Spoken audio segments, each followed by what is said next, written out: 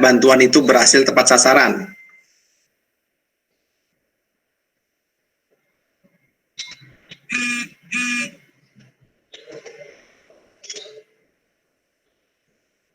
Kira-kira bagaimana?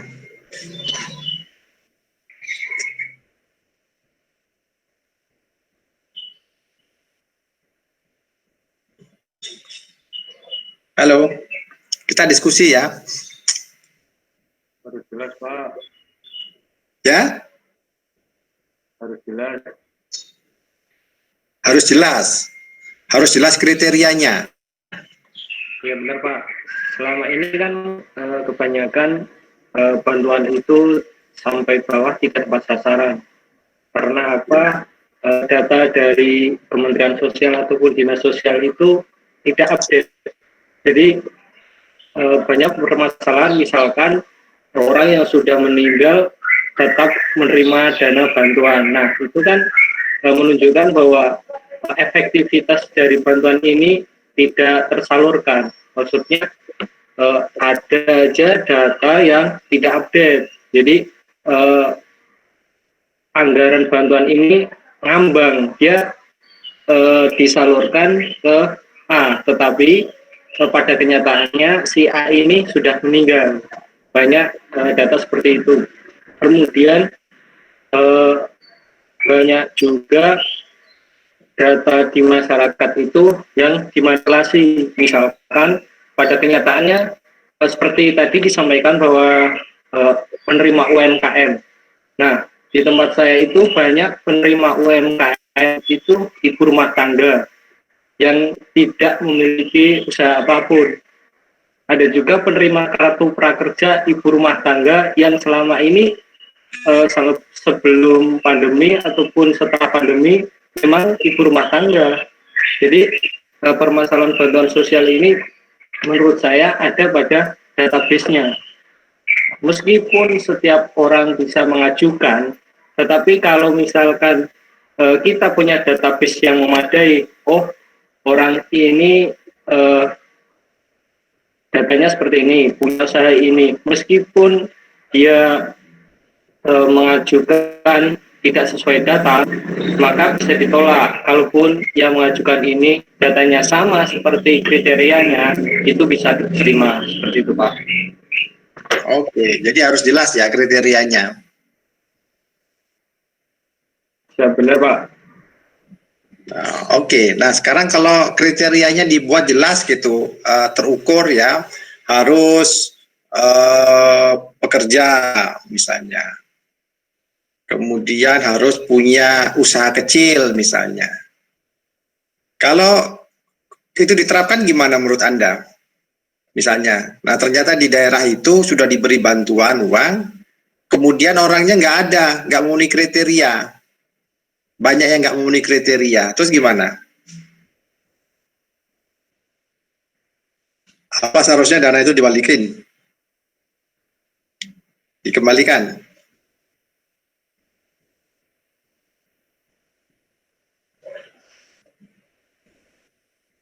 Isi, Pak. Ya. Kalau menurut saya kriteria dari pusat itu bersifat umum.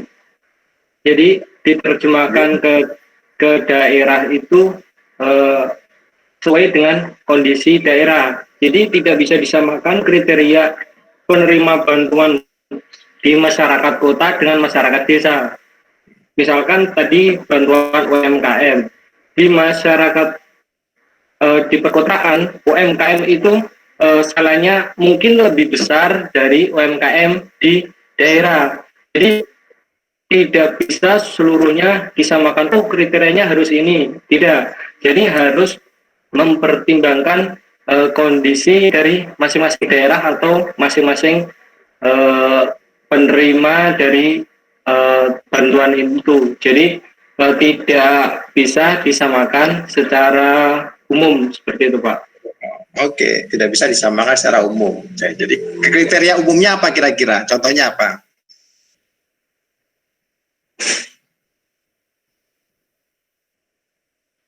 Misalnya apa? Misalnya memenuhi kriteria orang miskin, misalnya gitu ya.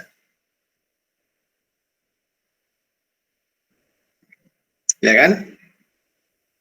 Kira-kira kalau menurut Anda tahu nggak apa kriteria kemiskinan di Indonesia itu apa?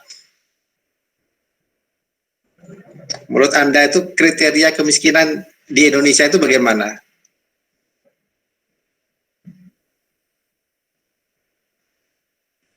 Ada yang sudah dapat ininya nggak? Kan ada itunya, ada datanya itu. Apa sih kriteria orang di Indonesia itu disebut miskin?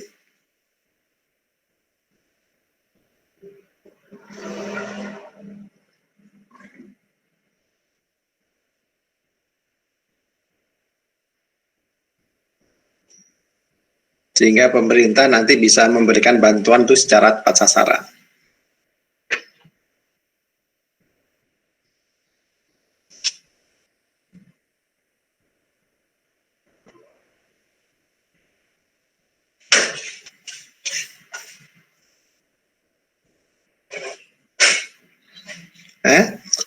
Ada yang sudah dapat apa kriteria kemiskinan di Indonesia?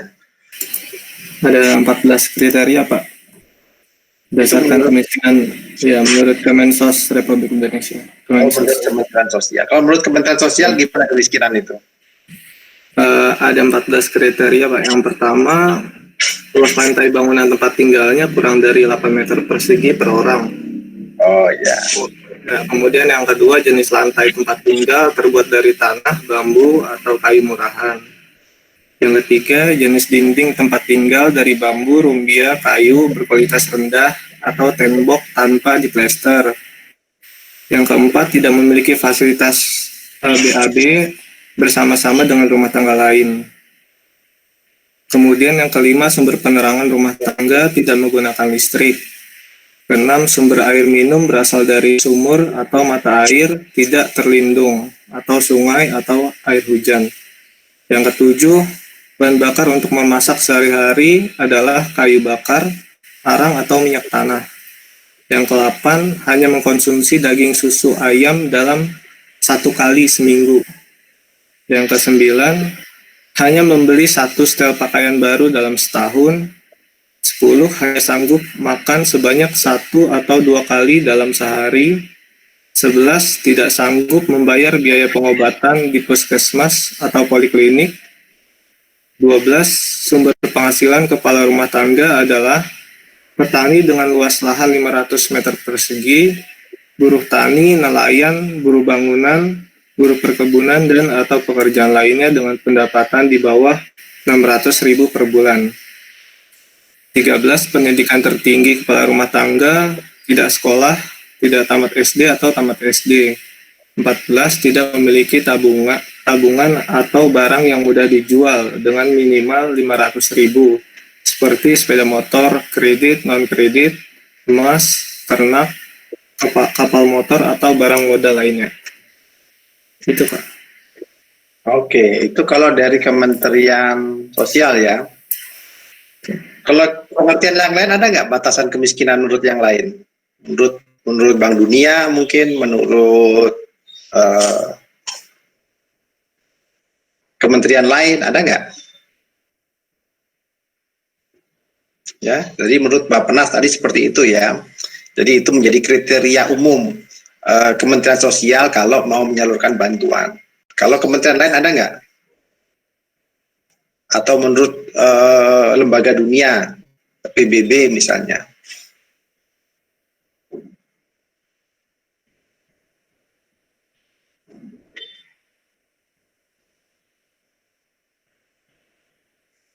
Ya. Jadi karena terkadang kriteria kemiskinan itu dibuat oleh masing-masing ya.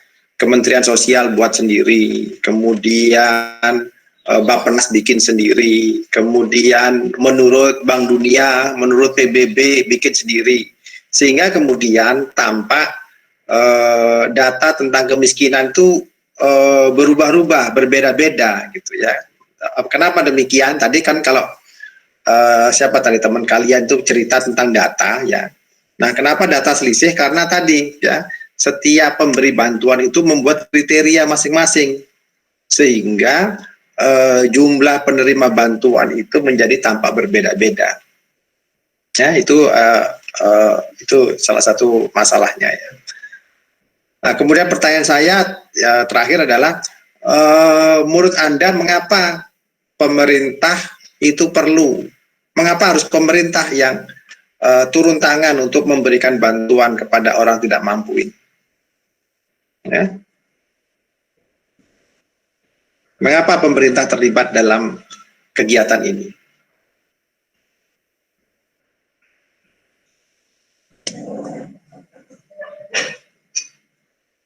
Ya, kira-kira gimana? Pak, karena amanah dari Undang-Undang Dasar 1945, Pak. Dari siapa ini? Dari Mas Kakung ya lagi. Amanat undang-undang. Nah, amanat undang-undang itu mengapa undang-undang mengamalkan harus pemerintah?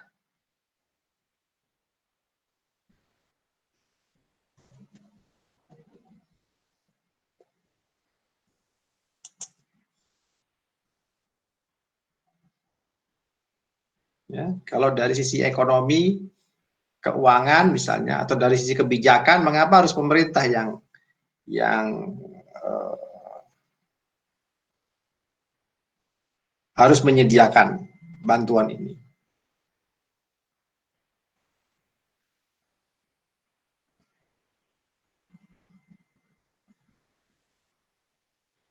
Kira-kira apa menurut Anda?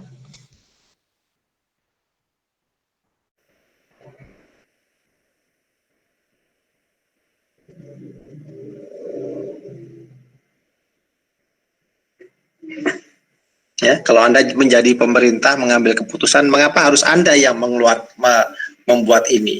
Gitu. Kenapa nggak diserahkan ke pihak lain saja misalnya?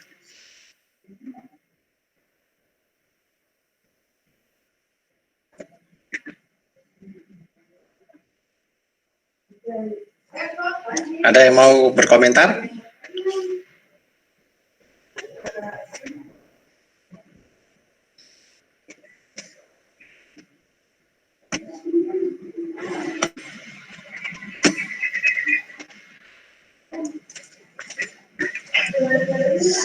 Oke ya, nanti akan kita, kalau nggak ada yang komentar, nanti akan kita lihat ya kira-kira mengapa peran pemerintah dibutuhkan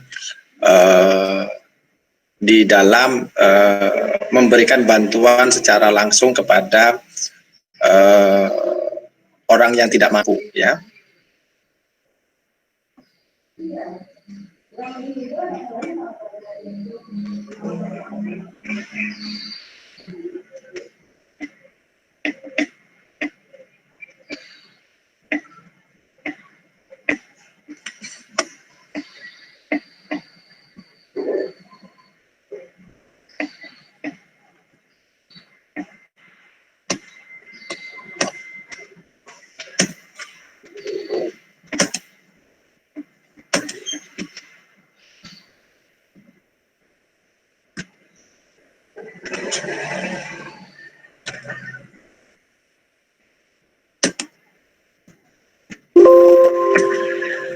Anda bisa lihat tayangan ini?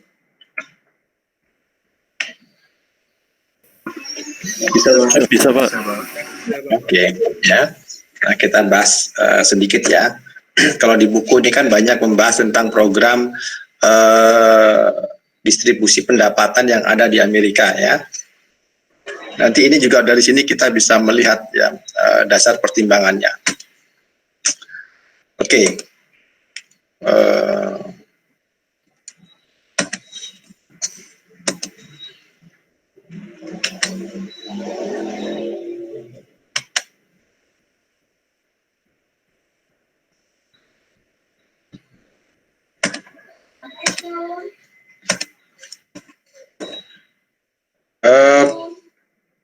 Di Amerika ya,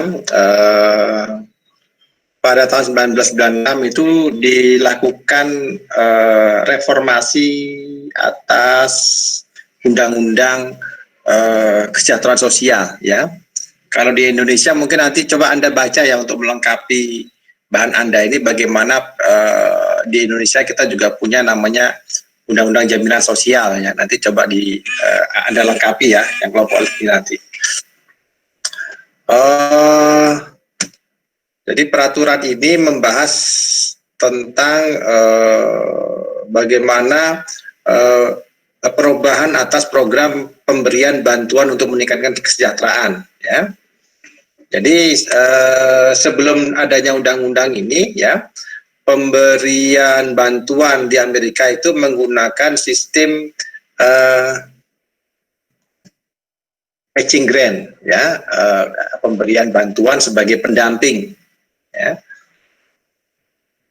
di mana bantuan ini diberikan tanpa batasan waktu ya kepada orang-orang yang berpenghasilan rendah ya, terutama para ibu muda ya yang tidak punya suami, yang punya anak tapi tidak punya suami ya, dan ibu itu tidak bekerja ya. Dan setelah kemudian adanya reformasi peraturan undang-undang ini, maka sekarang pemerintah Amerika memberikan bantuan dalam bentuk block grant ya. Jadi dari pemerintah pusatnya, federalnya itu memberi bantuan ke negara-negara bagiannya, diberikan uang ya sejumlah tertentu ya, kemudian silakan digunakan oleh masing-masing negara bagian ya. Disilakan kriterianya dibuat sendiri, digunakan untuk apa saja ya. Terus kemudian masa manfaatnya itu dibatasi gitu ya, tidak seperti sebelumnya ya.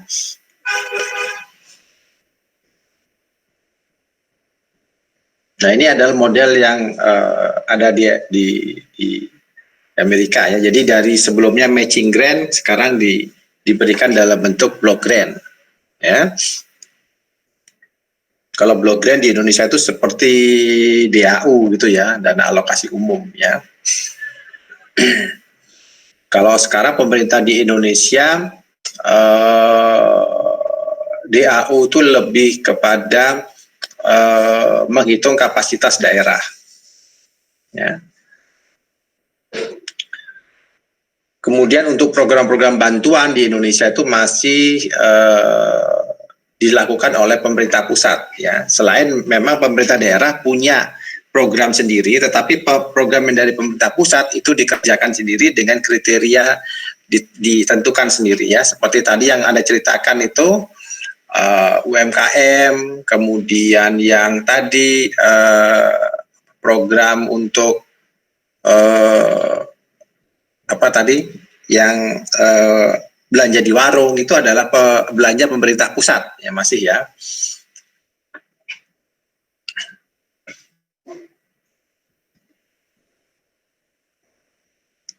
Nah, dengan di Amerika ya, dengan adanya reformasi pemberian bantuan ini, sekarang bantuannya berupa block grant ya. Di sini pemerintah daerahnya itu mempunyai kewenangan mengatur sendiri ya, kriterianya, kemudian berapa besarnya ya.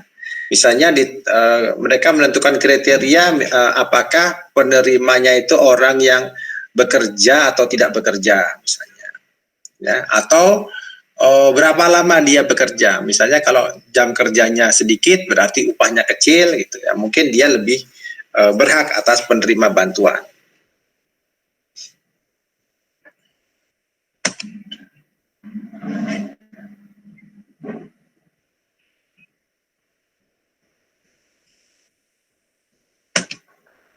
Nah, di dalam data ini menunjukkan ya di Amerika misalnya contoh bantuan untuk seorang ibu yang punya anak tidak bekerja dan tidak punya suami gitu ya.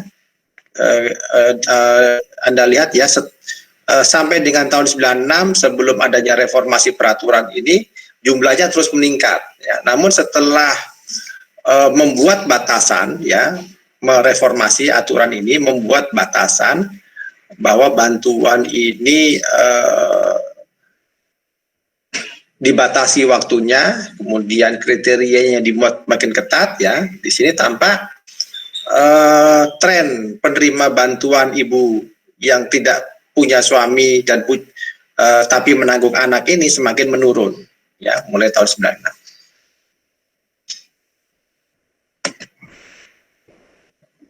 Ya, jadi meningkat terus sampai dari tahun 1960 ya. Namun sejak tahun 96 ya namanya diganti ya menjadi bantuan untuk keluarga yang membutuhkan ya.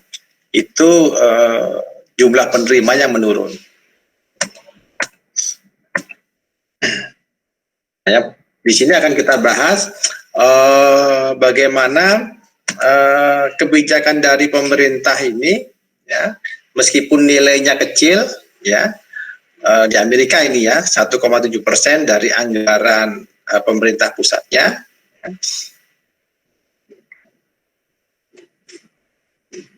Jadi dengan adanya ketentuan yang lama ya di mana pemberiannya dalam bentuk matching grant itu tanpa ada batasan ya kepada orang-orang yang berpendapatan rendah.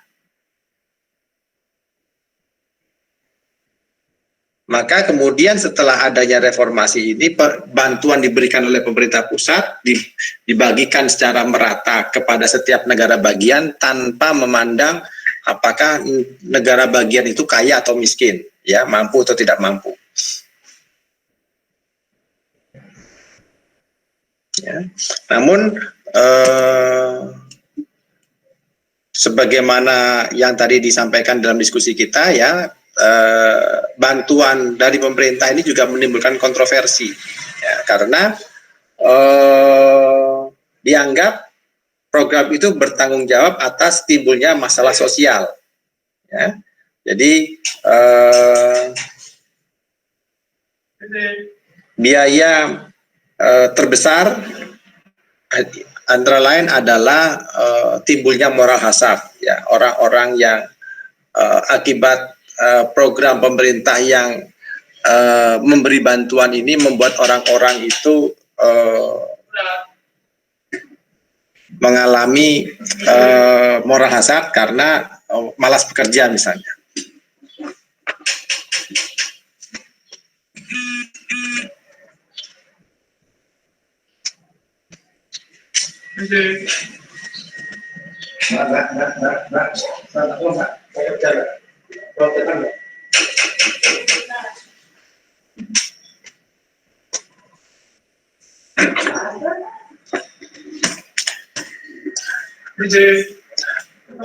Nah, kemudian kita akan bahas di sini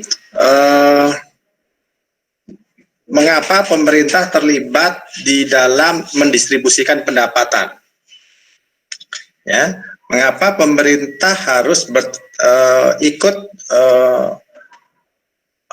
yang harus mempunyai kewajiban untuk memberikan bantuan kepada masyarakat. Yang pertama adalah karena meskipun perekonomian itu bisa berjalan secara efisien, ya artinya adalah perekonomian negara itu meningkat, ya bisa tumbuh terus, ya. Namun kalau tidak ada pemerataan di antara warganya, ya akan timbul kesenjangan, ya sehingga meskipun pendapatan masyarakat itu bisa terus tumbuh, ya, tapi kalau hanya dinikmati oleh sebagian saja, maka itu tidak tercipta kesejahteraan sosial secara merata, ya sehingga di sini perlu pemerintah melakukan redistribusi, ya. Kemudian yang kedua adalah karena memang pihak swasta ya tidak mungkin mampu melakukan ini, melakukan redistribusi ini, ya, karena adanya free rider, ya, ketika swasta memberikan manfaat, ya, ternyata kemudian ada pihak lain yang bisa ikut menikmati, sehingga pihak swasta kalau tidak ada keuntungan yang bisa diperoleh di situ, maka dia tidak bisa melakukan itu. Sehingga di sini kemudian diambil alih oleh pemerintah. Ya, sebagai contohnya misalnya untuk melakukan redistribusi, ya pemerintah bisa mengenakan pajak, ya, kepada orang-orang yang mampu, ya, yang mempunyai penghasilan lebih tinggi dan kemudian mendistribusikannya kepada orang-orang yang kurang mampu. Ya, ini adalah peran yang bisa dilakukan oleh pemerintah.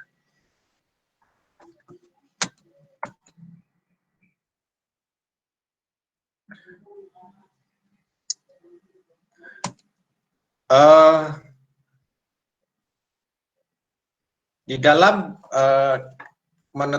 memberikan bantuan ini, ya, pemerintah membuat dua pandangan tentang kemiskinan, ya, sebagai faktor utama penetapan sasaran penerima bantuan. Ya. Yang pertama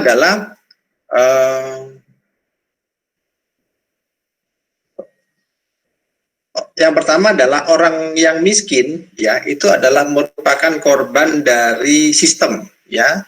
Ketika orang miskin ini kemudian tidak bisa memperoleh kesempatan kerja, tidak bisa meningkatkan kesejahteraan karena sistemnya, ya. Yang kedua, karena memang orang miskin ini tidak mau bekerja karena memang dia malas, gitu ya, tidak mau mengambil kesempatan, tidak mau memperbaiki kehidupannya. Ya. Nah, dua pandangan inilah yang kemudian mendasari pemerintah di Amerika ini melakukan reformasi atas ketentuan program pemberian bantuan kesejahteraannya ini. Ya. Karena dengan yang pertama, ya, tadi pandangan bahwa orang miskin itu adalah sebagai objek dari keterbatasan yang dimilikinya, ya, tidak mempunyai akses memperoleh pekerjaan, ya, atau sudah berusaha tapi gagal, ya, atau yang pandangan kedua tadi, ya, karena memang dia tidak mau usaha, memang malas, ya. Sehingga inilah yang kemudian menimbulkan kesenjangan.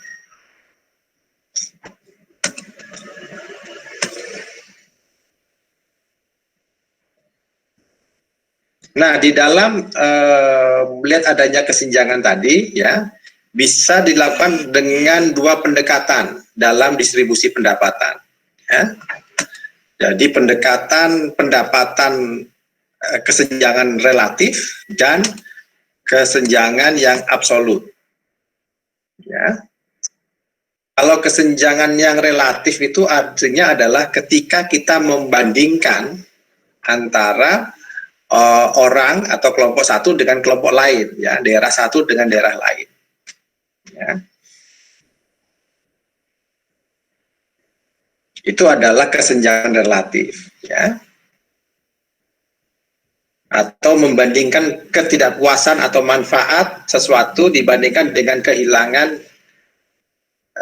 hal di tempat lain, ya. Karena ketika terjadi kesenjangan seperti ini, ya, ini akan bisa menimbulkan kerawanan sosial, ya, bisa menimbulkan kecemburuan sosial, kerusuhan, perang saudara, kejahatan dan sebagainya. Ya. Karena dengan melihat ada kesenjangan, ada sebagian orang itu merasa haknya diambil oleh orang yang mampu, ya, timbullah seperti itu. Sedangkan yang pendekatan kedua adalah memandang kesenjangan itu kemiskinan itu sebagai sesuatu yang absolut, ya. Sesuatu yang absolut itu artinya ada batasan tertentu seseorang itu dianggap sebagai tidak mampu atau miskin, ya. Seperti yang tadi sudah kita bahas, ya, bahwa orang itu disebut miskin, tidak mampu ketika rumahnya berdinding bambu, beralas tanah, ya, tidak pakai listrik kalau di Indonesia, ya, penghasilannya kurang dari sekian dolar, sekian rupiah, nah, per bulan, per tahun. Nah, itu adalah batasan absolut, ya. Ketika orang memenuhi kriteria ini, maka dimasukkan sebagai kriteria tidak mampu. Nah, Kalau kita lihat ini adalah data di Amerika ya, bagaimana mereka membagi persentase penduduk ya dari 20% terendah sampai 20% tertinggi. Ya. Dari 20% penduduk dengan pendapatan terendah, ternyata dari tahun 67 sampai tahun 2000 persentasenya makin kecil ya, persentasenya ya. Jadi 20 tahun 60 misalnya 20% penduduk termiskin itu menerima 4%, hanya 4% dari pendapatan nasional ya. Namun di tahun 2000 misalnya mereka makin kecil lagi bagiannya ya. 20% penduduk di Amerika itu hanya menerima 3,6% dari GDP-nya, dari pendapatan nasional ya. Kita bandingkan dengan 20% pendapatan orang-orang terkayanya ya. Justru pendapatan orang-orang terkayanya itu dari tahun 67 ke tahun 2000 itu mengalami peningkatan ya. 20% orang mampu di Amerika ya sekarang memperoleh hampir 50% pendapatan nasionalnya itu dinikmati oleh orang-orang yang mampu ya. Artinya Anda lihat di sini kesenjangan makin lebar ya. 20% orang yang tidak mampu itu menikmati bagian makin kecil, 20% dari pendapatan orang-orang kaya memperoleh bagian yang semakin besar ya.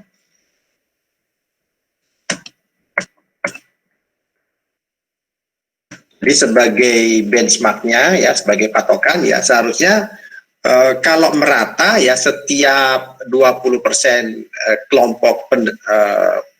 kelompok masyarakat itu juga menerima bagian yang sama ya, 20% menerima bagian 20% juga ya, secara adil dan merata ya.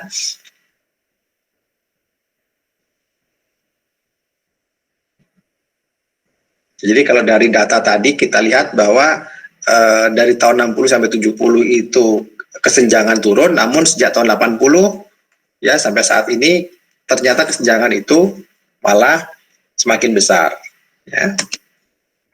Kalau dibandingkan misalnya ini data Amerika ya, ini di Amerika ini adalah data yang tadi ya, di bawah ini adalah data di Amerika ya. Kalau dibandingkan dengan negara-negara lain gitu ya, rata-rata negara majunya 20% penduduk yang terendah ya, termiskin, itu rata-ratanya adalah mendapat bagian 7,6% dari pendapatan nasional. Tapi di Amerika ternyata lebih kecil, 3,5%, separuhnya ya. Di sisi lain ketika 20% teratas orang-orang mampu ya, rata-ratanya adalah 40%, ternyata di Amerika adalah hampir 50%. Ya, artinya kesenjangan di Amerika cukup tinggi antara orang yang miskin dengan orang yang kaya.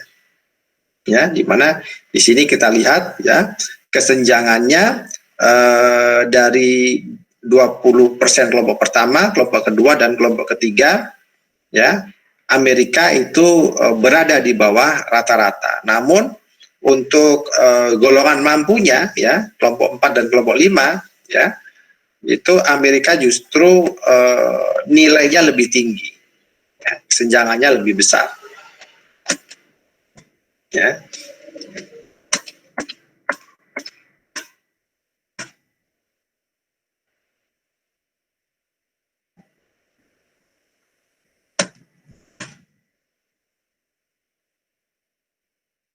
Nah, kalau dilihat dari jumlah pendapatan ya, tentu pendapatan negara Amerika itu adalah paling besar ya dibanding negara-negara yang lain ya, karena dia negara besar, penduduknya banyak juga, terus pendapatannya juga tinggi ya. Jadi secara absolut pendapatan Amerika itu besar gitu ya. Tapi kalau kesenjangannya juga tinggi, artinya juga tidak tercipta kesejahteraan yang merata. Ya, sama dengan di Indonesia ya. Kalau di Indonesia itu secara GDP pendapatan nasionalnya dibandingkan dengan negara-negara ASEAN itu Indonesia adalah paling tinggi di ASEAN ya. pendapatan nasional Indonesia itu 2 kali lipatnya dari pendapatan nasionalnya Filipina. Ya. Berikutnya di bawah lagi ada Malaysia, di bawahnya lagi Singapura. Ya. Namun karena penduduk di Indonesia itu banyak, ya, sehingga pendapatan per kapitanya juga menjadi kecil, gitu ya. Sehingga meskipun pendapatan kita besar, gitu ya, namun karena adanya kesenjangan, kemudian juga karena adanya jumlah penduduk yang besar, maka pendapatan rata-rata kita itu menjadi kecil, ya, lebih rendah bahkan, ya. Ya, ini sama dengan kalau Anda misalnya bekerja, ya, sama-sama bekerja, sama-sama PNS, golongannya sama, gajinya sama, ada perbedaan kesenjangan, misalnya karena yang satu anaknya cuma 1, yang satu anaknya 10 misalnya. Ini tentu ada kesenjangan nanti di situ, ya.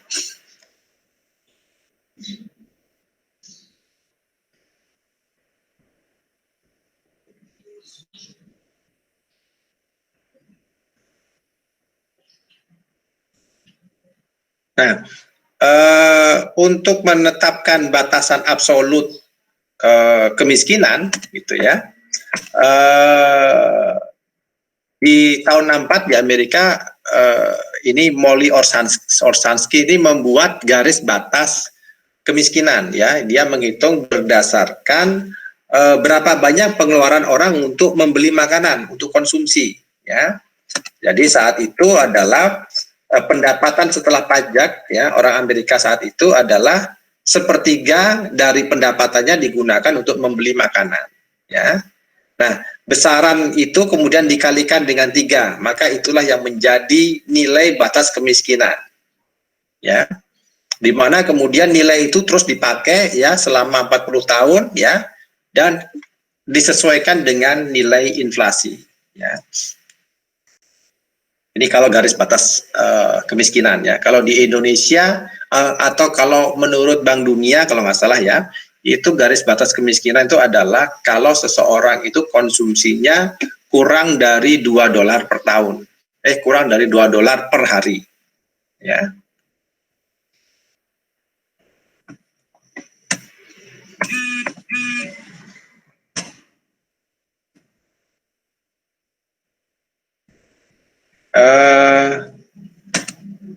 Kalau kita lihat misalnya ini adalah data di Amerika misalnya, ya, data batas kemiskinan, ya.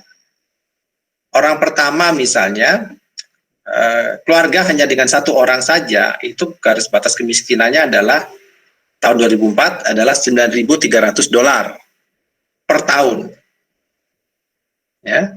Kalau misalnya satu keluarga itu terdiri dari 4 orang, maka garis batas kemiskinannya adalah $18.850 per tahun, ya. Ini adalah garis batas kemiskinan, ya. Kalau tadi di Kemensos tadi kan cerita dia bahwa di sana disebutkan garis batas kemiskinan adalah pendapatannya kurang dari 600.000 sebulan, ya. Berarti kalau 1 tahun berarti berapa itu 600 kali 12, ya, sekitar 7.200.000, ya. Itu kalau menurut garis batas kemiskinan di Kemensos berarti, ya, Kementerian Sosial. Ya, ini di Amerika ini seperti ini. Ya, tadi berdasarkan perhitungan jumlah konsumsi tadi.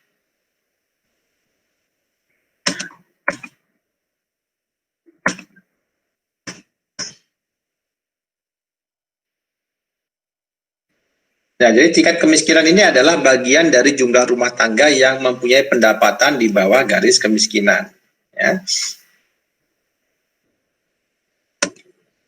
Kalau kita dilihat, ya, berdasarkan data bahwa tahun 60-an tingkat kemiskinannya itu menurun, namun kemudian mulai meningkat lagi, ya. Kalau dilihat di sini berdasarkan usia, ya, tingkat kemiskinan orang yang berusia lebih dari 65 tahun itu menurun, ya, mengalami penurunan. Tetapi untuk orang muda berusia di bawah 18 tahun, ya, itu mulai mengalami peningkatan sejak tahun 70-an. Ya. Jadi kalau di rata-rata, ya, antara itu adalah yang di warna merah ini. Ya, ini adalah garis batas kemiskinan orang di Amerika.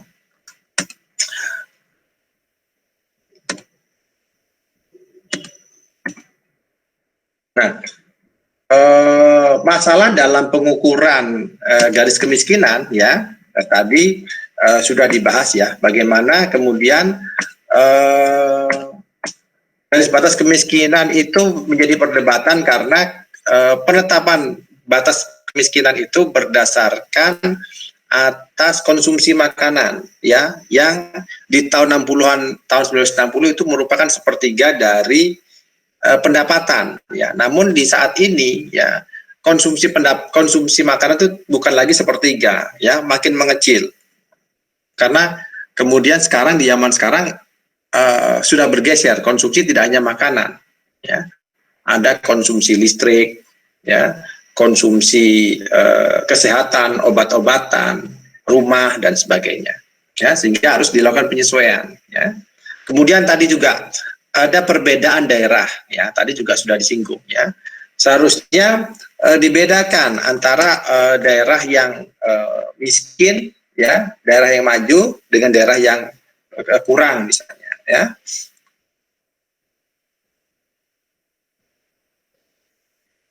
Kemudian definisi pendapatan yang tidak lengkap ya, yang diabaikan ya. Ada orang dengan pendapatan sama, tetapi yang satu misalnya dia punya asuransi kesehatan, yang satu tidak. Ya.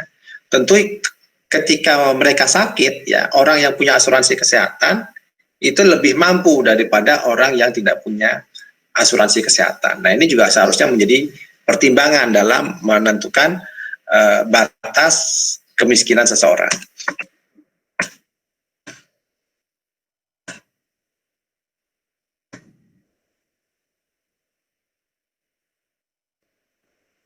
Ya, kemudian juga definisi pendapatan itu juga menjadi sasaran kritik ya, karena hanya melihat dari nilai uang tunai saja ya, tidak melihat bentuk kekayaan yang lain ya, misalnya dia punya asuransi ya, punya kupon makan ya, punya fasilitas perumahan gitu ya, kemudian tidak memperhitungkan berapa banyak jumlah anaknya ya, kemudian pajak yang dia tanggung ya, dan sebagainya.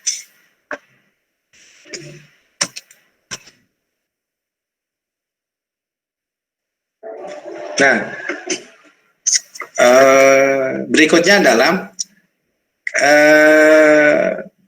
dengan berbagai kritik tadi, ya, menurut Anda kira-kira kalau kemiskinan itu ada dua pendekatan, ya, kemiskinan absolut dan kemiskinan relatif, ya. Menurut Anda lebih baik pemerintah itu memilih yang mana? Kalau mau fokus memberi bantuan. Kalau mau fokus memberi bantuan, menurut Anda pemerintah itu lebih baik fokus dengan kriteria absolut apa kriteria relatif?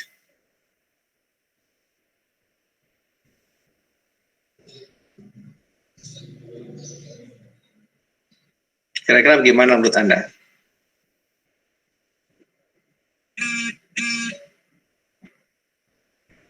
Relatif, Pak. Menurut siapa tadi ini? Taufik ya? Mengapa menurut Anda yang relatif, Mas Taufik? Karena tadi sih Pak, pengukuran garis batas kemiskinan aja bermasalah. Jadi ya nggak bisa depend di sana. Maksudnya nggak bisa terlalu depend di sana. Apa yang mau diharapin kalau ngukurnya aja masih bingung, masih bermasalah gitu sih Pak. Oke, relatif ya. Oke, yang lain gimana? Kemiskinan relatif, kita membandingkan kemiskinan antara satu dengan yang lain. Atau kita fokus aja, yang absolut aja. Kita pakai ukuran absolut saja. Kita buat kriteria, udah ini orangnya, pendapatannya sekian, sekian. Yang lain gimana pendapatnya?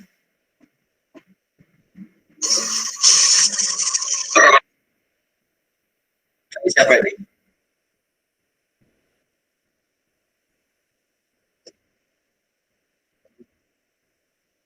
Dari Mas Baits ya.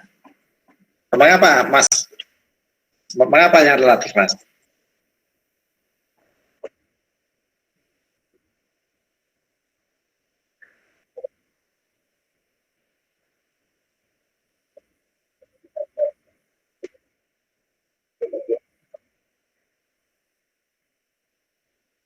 Jadi yang relatif saja, nggak usah yang absolut, ya. Relatif itu kan kita membandingkan dengan orang lain, ya, membandingkan dengan daerah lain, ya. Kalau saya punya motor 1, kemudian tetangga saya punya motor 2, saya menjadi miskin gitu, kan relatif itu namanya, ya kan? Kalau saya hanya makan 2 kali sehari, tetangga saya makan 3 kali, berarti saya lebih miskin dari tetangga, kan gitu. Itu pendekatan relatif gitu.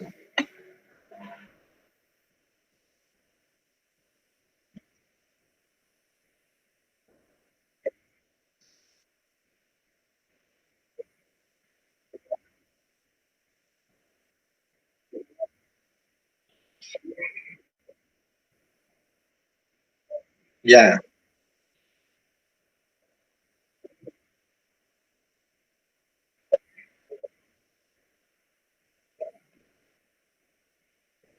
oke.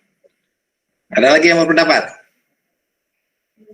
Kita lebih baik fokus ke kemiskinan absolut apa yang relatif saja dengan membandingkan. Absolut misalnya, apakah kita mampu untuk membeli makanan, ya, tanpa membandingkan apakah makanan saya itu lebih sedikit apa lebih banyak dibanding dengan orang lain, atau melihat kemampuan kita membeli makanan saja tanpa memandang kemampuan orang lain.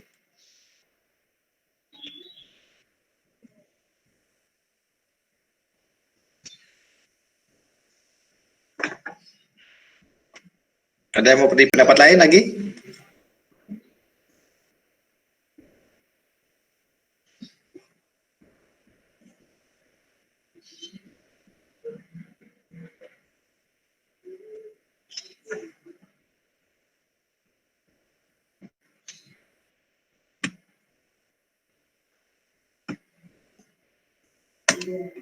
Oke, ya.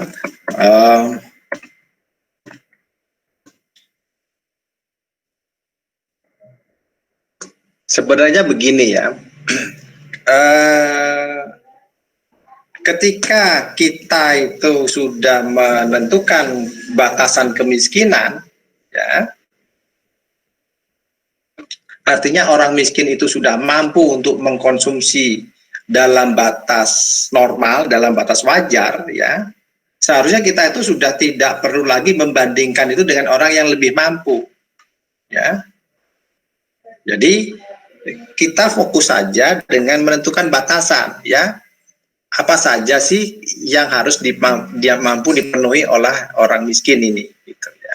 Kalau kemampuannya itu sudah tercapai sesuai standar minimal, itu saja yang dipakai. Karena kalau kita mau membuat perbandingan dengan secara relatif, ya, tentu akan sulit, ya. Kita tentu akan mencari dulu siapa yang mau dibuat perbandingan, ya. Sehingga yang harus diperhatikan adalah lebih baik kita fokus dengan menentukan dulu garis batas kemiskinannya, ya. Baru kemudian itu yang dijadikan dasar, ya. Jadi yang penting kalau orang itu sudah mampu memenuhi kebutuhan dasarnya, ya, maka disitulah yang menjadi target, ya, seharusnya dari penetapan penerima bantuan itu, ya. Karena kalau melihat kesenjangan, ya, tentu akan berbeda-beda, ya, karena kesenjangan itu selalu membuat perbandingan, ya. Jadi fokus saja kepada standar minimal kehidupan, ya, standar kemampuan seseorang, ya. Kalau standar minimalnya itu adalah orang itu misalnya punya rumah berdinding batu bata dengan listrik misalnya, maka itulah yang menjadi target, ya. Karena kalau itu dibuat perbandingan tentu akan sulit, ya.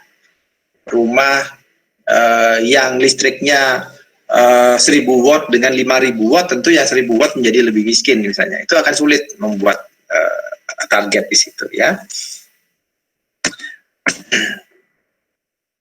Oke, selanjutnya adalah kalau sekarang kita memakai target absolut ya, kemudian bagaimana caranya kita menentukan penerima bantuannya ya? Bisa dilakukan dengan membuat kategori ya, penerima, atau melakukan uji atas penerimanya ya, atau diberikan dalam bentuk uang tunai dan barang ya. Ini adalah beberapa bentuk karakteristik dalam pemberian bantuan ya. Dalam bentuk kategori misalnya kita membuat kriteria ya, bahwa penerimanya itu misalnya adalah, kalau di Amerika ini disebutkan di sini contohnya adalah ibu yang punya anak tanpa suami misalnya ya, atau orang buta ya, atau orang penyandang cacat misalnya. Itu adalah kriterianya ya, jadi jelas di situ orangnya ya, tanpa membandingkan ya. Ini sudah bisa menjadi sasaran penerima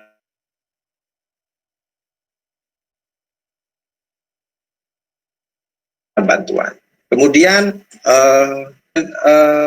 melihat dari kesejahteraan rata-ratanya ya. Misalnya program pemberian bantuan diberikan berdasarkan kategori apakah orang itu mempunyai pendapatan atau jumlah asetnya berada di atas atau di bawah kemiskinan ya. Misalnya tadi yang saya contohkan tadi ya, apakah orang itu rumahnya seperti di Indonesia ya, rumahnya itu masih beralas tanah, masih berdinding bambu ya, itu adalah mengukur tingkat kesejahteraannya ya. Ini kalau berdasarkan kategori ya.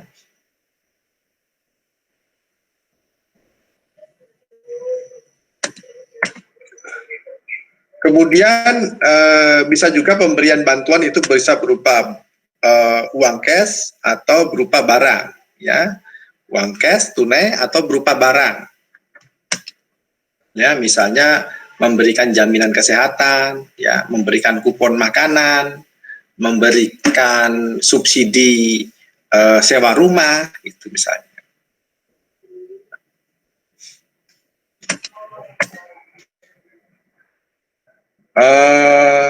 Kalau di Amerika ini contohnya pemberian uang tunai ini adalah pemberian untuk yang ibu tunggal tadi ya, temporary assistant need family sini ya, jadi keluarga membutuhkan yang diberikan sementara untuk ibu-ibu yang punya anak tanpa suami ya. Kemudian juga ada tambahan pendapatan sebagai jaring pengaman sosial ya, supplemental security income ya. Kemudian juga ada semacam kredit atau potongan pajak ya. Nah, kalau di Indonesia contohnya tadi ya, yang sudah diceritakan tadi ya, bantuan langsung tunai juga, itu juga adalah secara cash. Contoh bantuan uang ini adalah di Amerika ini adalah sebelumnya diberikan untuk ibu-ibu yang untuk para janda-janda ya, orang yang tidak punya orang tua ya, yatim. Kemudian ini yang berubah tahun 96 ya, menjadi bantuan untuk ibu-ibu yang punya anak tunggal tadi ya, ibu-ibu tunggal yang punya anak itu.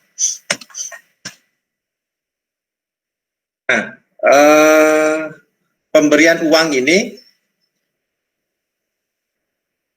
nilainya bisa berbeda-beda tergantung dari negara bagian ya. Jadi karena bentuknya block grant ya, maka setiap negara bagian di Amerika itu bisa memberikan jaminan bantuan uang tunai itu berbeda-beda Ya. Ya, namun karena nilainya kecil, ya, nilai bantuan ini tidak bisa mengurangi tingkat kemiskinan.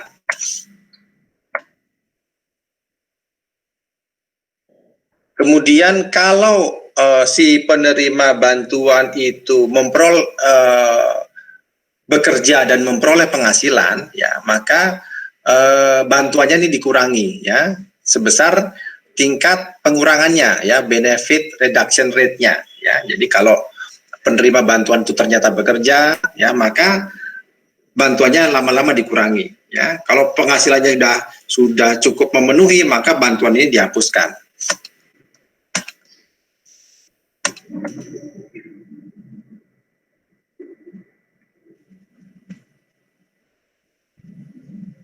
Ya, jadi sebagai contoh misalnya untuk bantuan ini misalnya diberikan secara terbatas, ya hanya diberikan dalam jangka waktu 60 bulan, ya.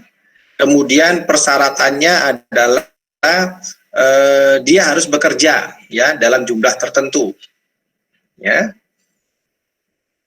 setidaknya sudah bekerja selama 2 tahun. Ya. Nah, dengan adanya aturan ini, ya, ini bisa menimbulkan celah aturan yang bisa dimanipulasi. Kemudian bantuan tunai lain adalah bantuan untuk orang tua yang buta dan cacat, ya, orang tua untuk orang yang buta, untuk orang yang cacat.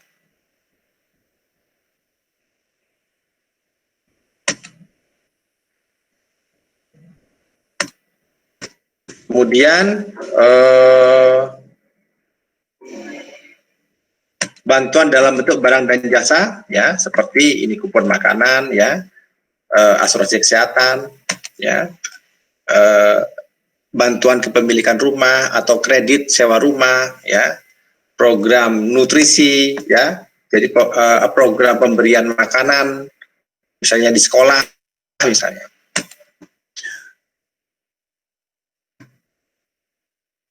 Jadi kupon di Amerika memberikan kupon makanan, ya yang dibatasi hanya untuk orang dewasa yang sanggup bekerja dan harus warga negara setempat. Ya. Ini untuk pemberian kupon makanan. Kemudian kita istirahat dulu ya.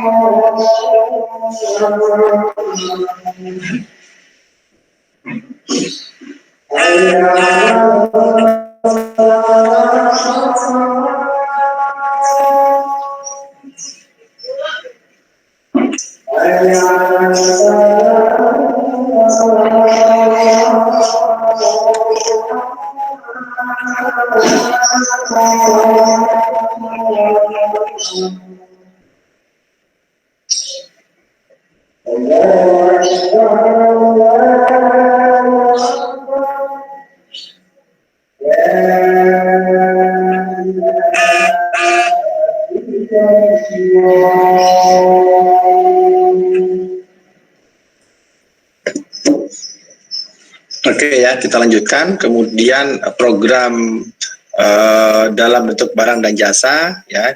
Contohnya di sini adalah asuransi kesehatan untuk orang yang tidak mampu, ya. Kemudian juga ada untuk perumahan, ya, bantuan non tunai, ya, penyediaan rumah tinggal, ya, subsidi untuk menempati rumah atau apartemen yang disediakan oleh pemerintah, dan kupon potongan harga untuk menyewa rumah.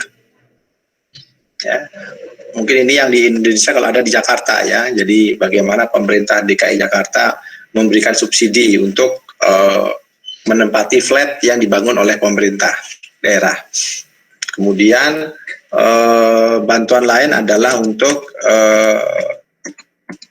bantuan nutrisi untuk ibu, bayi, dan anak, serta makan siang di sekolah, ya. Kalau di Indonesia itu ada namanya program makanan tambahan, ya, PMTAS, program makanan tambahan untuk anak sekolah, ya. Itu juga ada.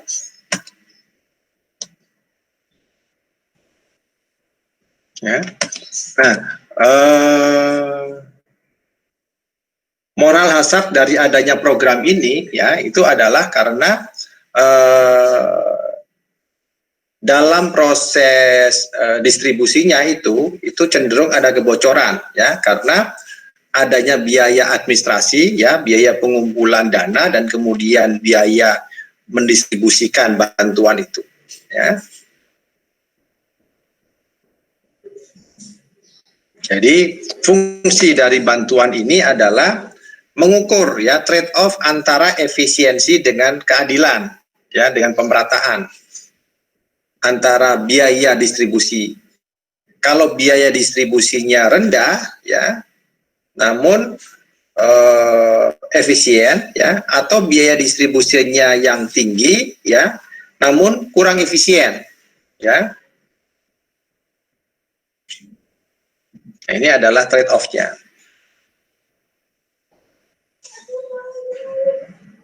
Ya, jadi distribusinya lebih rendah tetapi lebih efisien, ya, sehingga kalau distribusinya rendah tidak semua terjangkau, ya, tapi efisien, ya, atau lebih distributif, semua orang yang berhak memperoleh itu kebagian, tapi tidak efisien karena memerlukan biaya yang besar untuk mendistribusikan. Ya. Kebocoran ini bisa terjadi karena biaya administrasi tadi, ya, biaya pengenaan pajak yang mendorong perubahan atas berapa banyak orang penerima bantuan itu mau bekerja. Kemudian juga mempengaruhi apakah orang itu mau bekerja atau tidak, ya.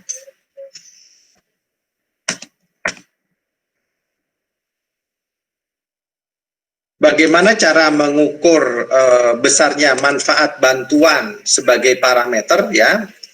Maka di sini sebagai contoh ada perhitungan, ya. Kalau manfaat B ini adalah manfaat dari bantuannya, ya. Kemudian G ini adalah tingkat pemberian bantuan, ya. Kemudian dikurangi dengan pendapatan yang diperoleh oleh penerima bantuan, ya. Kalau misalnya pendapatan yang diperoleh penerima bantuan itu tidak ada, 0, maka sama manfaat yang diperoleh sama dengan tingkat manfaat yang diberikan oleh pemerintah, ya. Tapi kalau dia bekerja memperoleh penghasilan, maka manfaatnya ini akan berkurang, ya. Tingkat manfaat yang diberikan oleh pemerintah akan dikurangi sehingga dia akan memperoleh benefit yang lebih kecil, ya.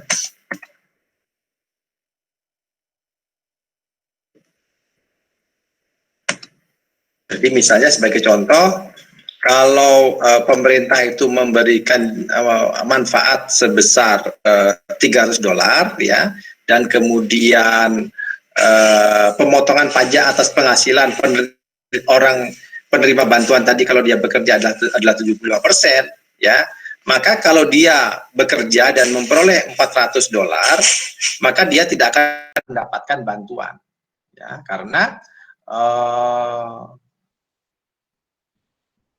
300 bagi 400 ya, itu adalah sama dengan 75% ya. Artinya di sini kalau dia memperoleh bekerja dan memperoleh penghasilan lebih dari $400, maka dia tidak dapat.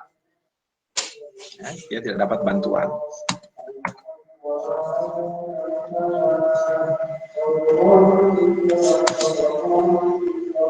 Jadi pada prinsipnya besaran tingkat manfaat itu dibuat agar sama dengan batas kemiskinan, ya, untuk menghilangkan angka kemiskinan.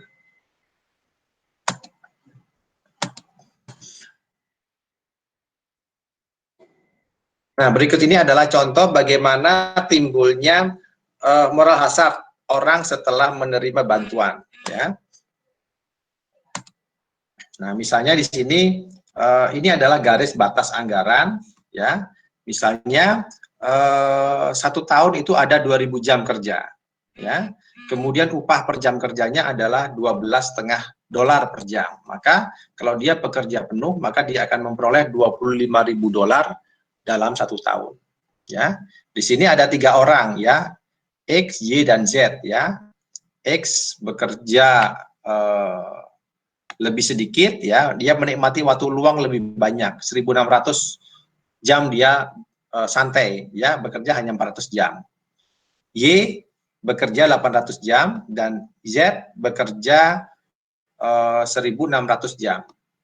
Ya, tentu Z memperoleh penghasilan yang lebih besar, ya. X memperoleh penghasilan lebih kecil. Kemiringannya adalah sama dengan besarnya upah per jam, ya, $12,5 per jam.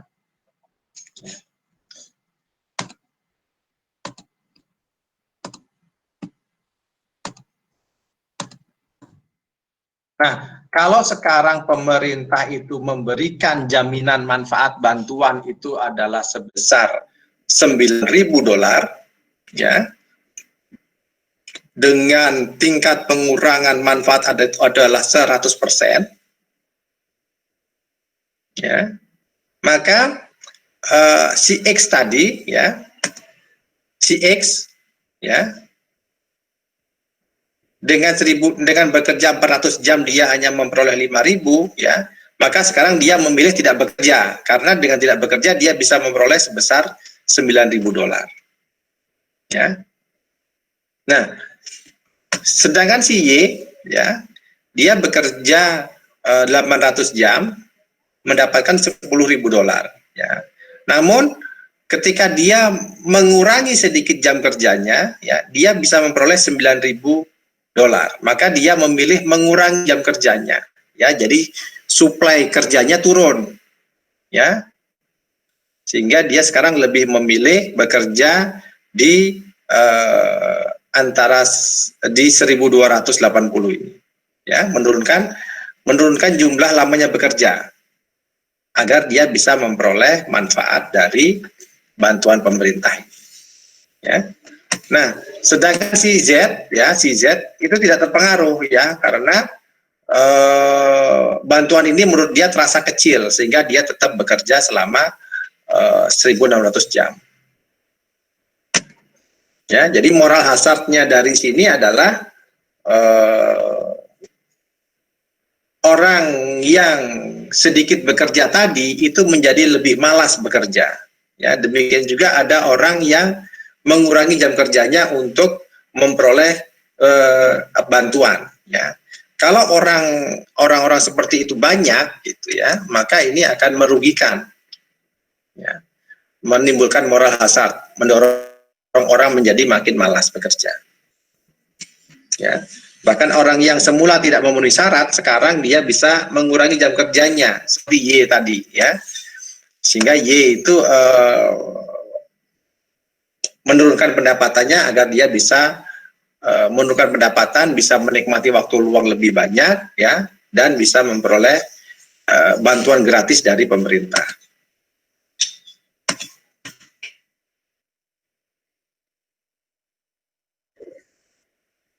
Ya.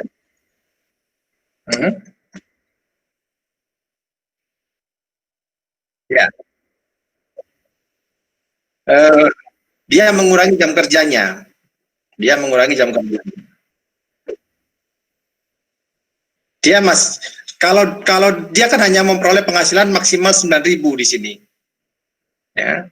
Dia sebenarnya pendapat dia kalau bekerja dia bisa memperoleh 10.000. Ya kan? Pilihan buat Y ini dia bisa memilih bekerja antara 1.280 sampai 2.000. Karena dia bisa memperoleh waktu luang lebih lama. Gitu. Bisa saja dia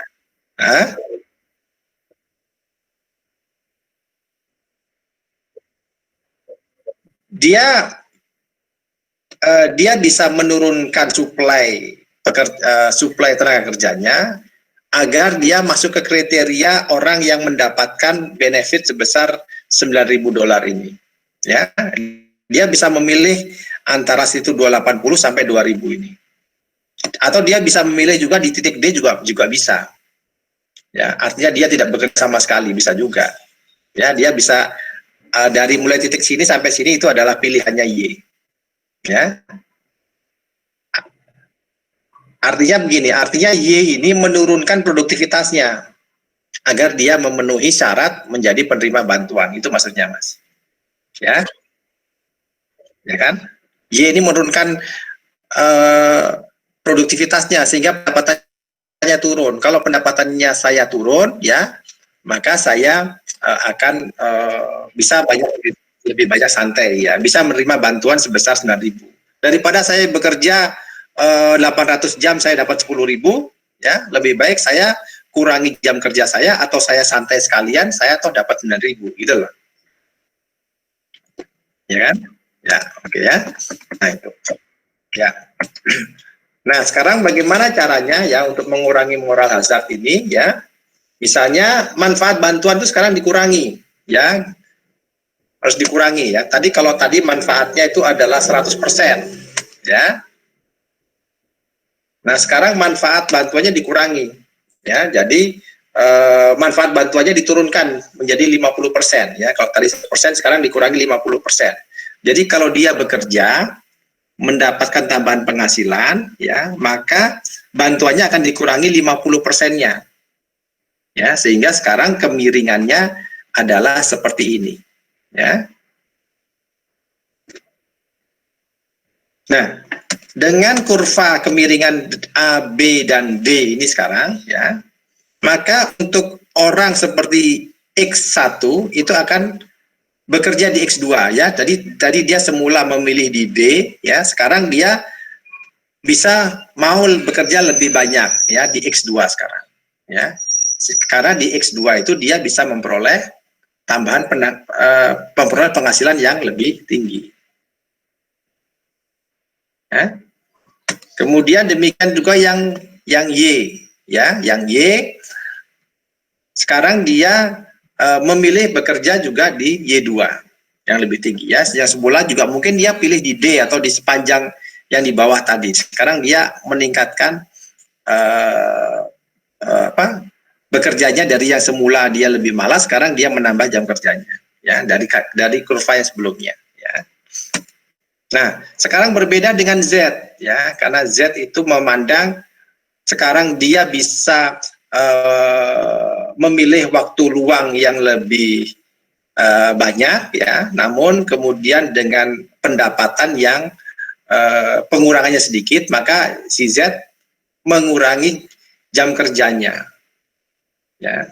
Nah, jadi kalau dilihat dari sini dampaknya tadi adalah justru di sini orang yang mampu yang memperoleh ikut menikmati manfaat dari bantuan, ya. Di si Z ini mengurangi produktivitas kerjanya.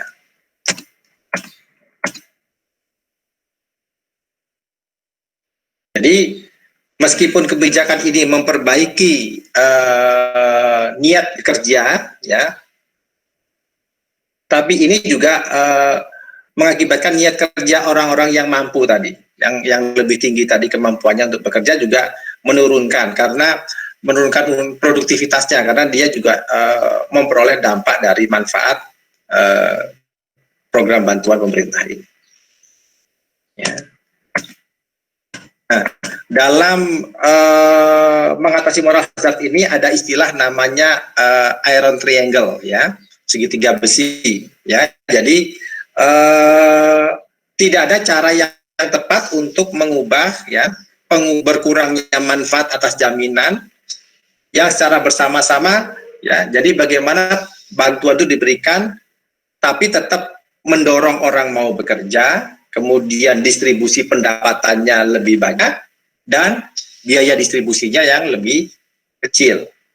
Nah, itu adalah masalahnya, ya, masalah distribusi bantuan, ya, tiga masalah tadi, ya. Bagaimana meskipun diberi bantuan orang itu tetap mau kerja, ya. Kemudian pendapatan yang dibagikan itu lebih terdistribusi, lebih merata, ya. Kemudian bagaimana program pemberian bantuan itu biayanya lebih sedikit, lebih rendah, ya. Ini tiga hal ini kadang-kadang tidak bisa berjalan secara bersamaan, secara simultan, ya. Pasti ada yang harus dikorbankan dari sini, ya. Jadi kalau tarif pajaknya itu tadi diturunkan, ya, sehingga manfaatnya meningkat, ya, maka akan ada beberapa pekerja yang menurunkan produktivitasnya, ya, sehingga biayanya menjadi lebih besar. Ya. Kalau jaminan bantuannya itu diturunkan, jaminan manfaatnya diturunkan, ya, turun 50% tadi sebagai contoh, maka penawaran bekerja itu sebagian akan meningkat, ya, dan biaya pemberian jaminan akan turun, ya. Tapi redistribusinya menjadi tidak merata karena tadi orang yang mampu ternyata bisa ikut menikmati bantuan tadi, ya. Itu masalahnya.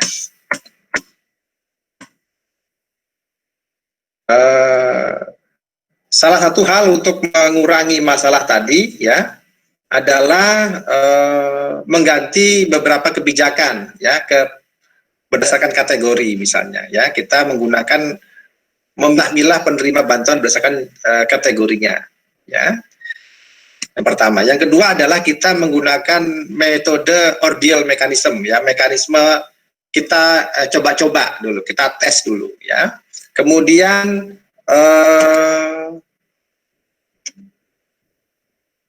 meningkatkan pilihan dari luar, ya, meningkatkan pilihan dari luar agar orang itu punya kesempatan untuk meningkatkan kesejahteraannya.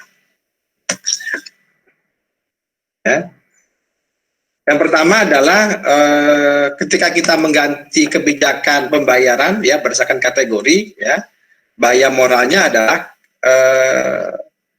kalau penerima manfaat itu tidak ditentukan kategori penerimanya, maka kita sulit, pemerintah tidak dapat mengetahui kapasitas seseorang, ya, apakah orang ini sebenarnya terampil malas bekerja atau memang orang ini benar-benar nggak bisa kerja, misalnya, ya. Maka ini harus dibuatkan kategorinya, ya. Jadi kalau pemerintah hanya bisa mengamati berapa banyak pendapatan yang dia peroleh, ya, maka pemerintah harus membuat target yang jelas, ya.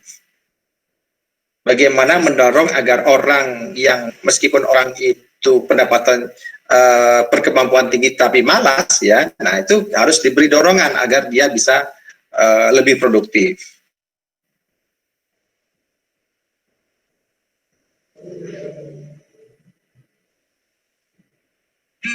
Kemudian adalah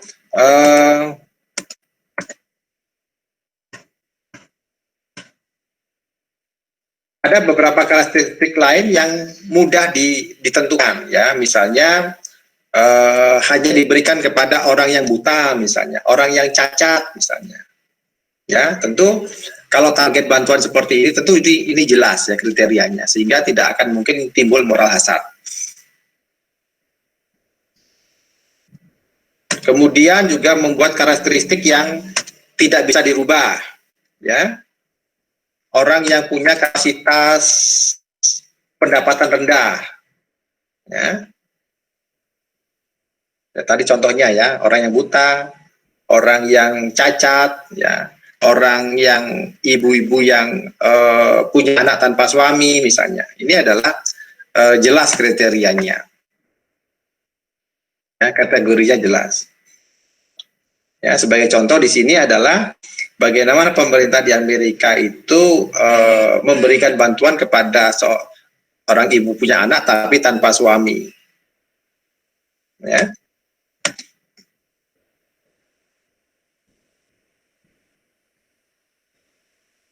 Jadi di data ini menunjukkan ya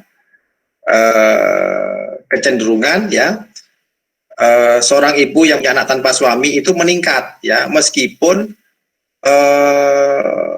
manfaat bantuannya itu berkurang ya, karena sekarang dibatasi ya, hanya selama 60 bulan saja ya, jadi di sini tidak signifikan ya.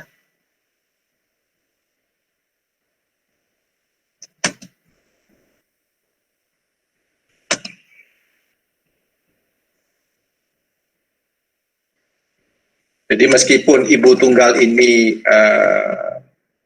memperoleh manfaat ya selama tahun 60-an ya, tapi kemudian lama-lama akan semakin ke depan semakin menurun ya. Namun jumlahnya justru meningkat. Jadi tampaknya efek dari bantuan ini tidak terlalu berpengaruh terhadap pilihan orang-orang ini.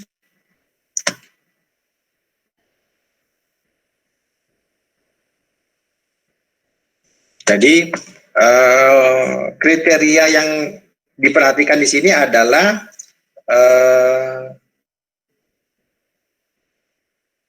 efek negatif dari pemberian program bantuan ya untuk membentuk keluarga yang lebih stabil ya, itu tetap menjadi patokan utama ya.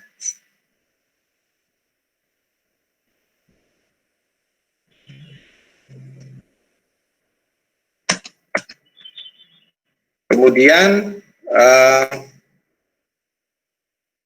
alternatif yang lain itu adalah menggunakan mekanisme ordil ya. Kita menggunakan coba-coba ya.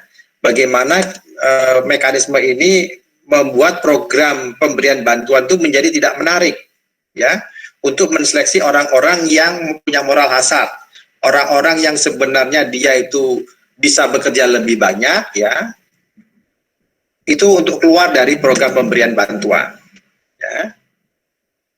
Jadi misalnya ada dua orang, yang satu pekerja keras tapi kemampuannya rendah, dengan orang yang kemampuannya tinggi tapi malas gitu ya. Nah, ini bagaimana caranya mengeluarkan orang yang berkemampuan tinggi tapi malas itu ya. Jadi sistem ini dibuat agar orang yang malas ini keluar dari program penerimaan bantuan.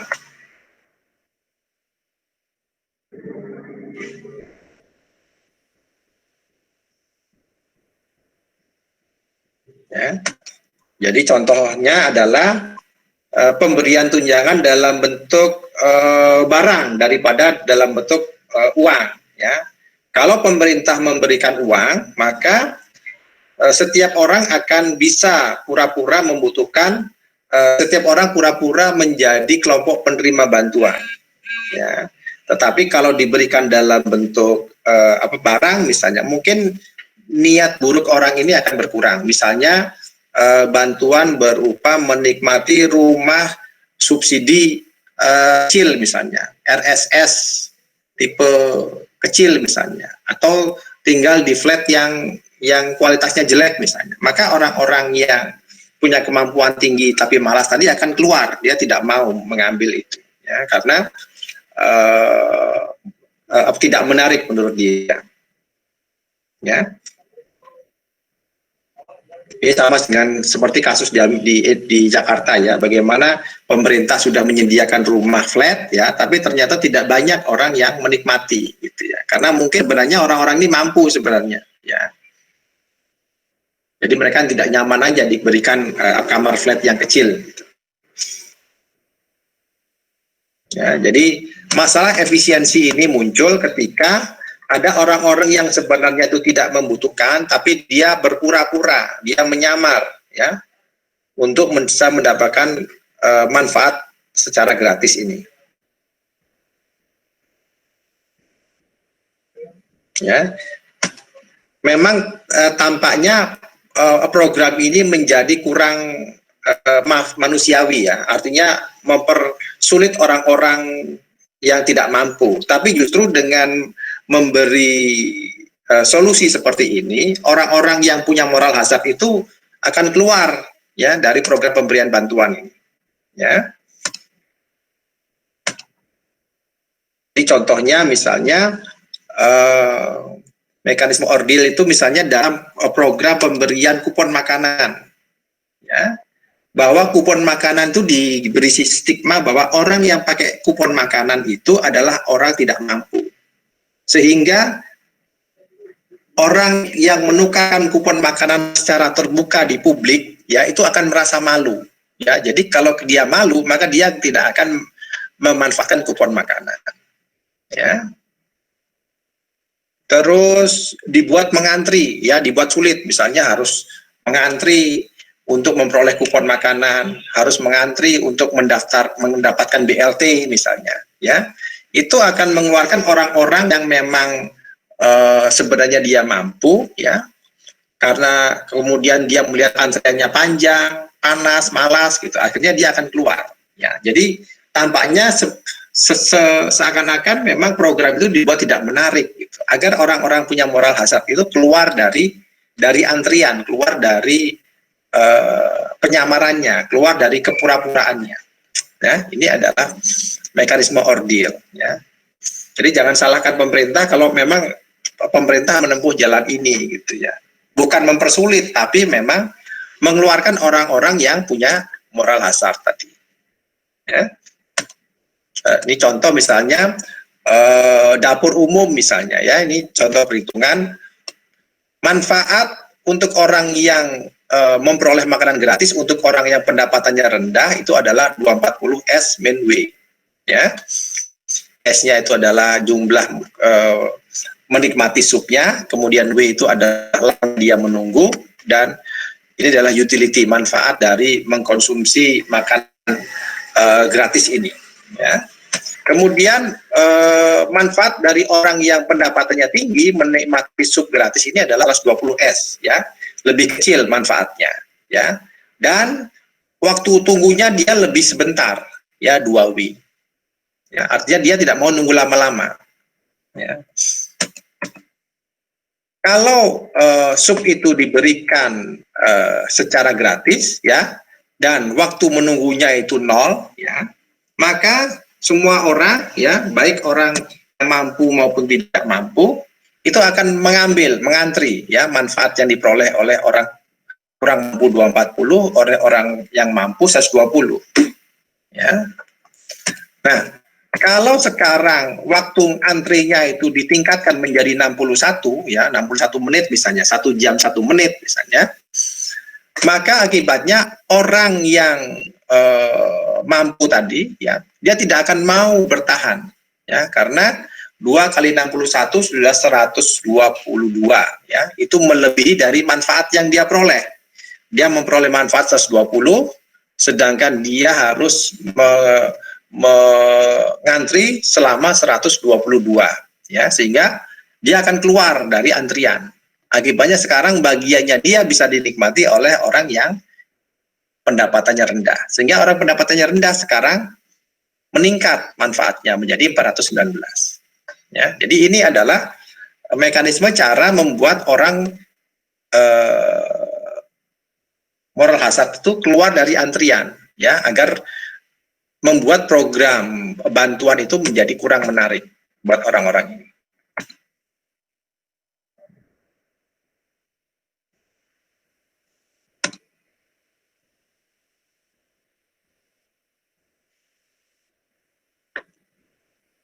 Ya, sehingga secara keseluruhan program bantuan itu menjadi meningkat, ya, karena keluarnya orang-orang yang berpura-pura miskin tadi, ya.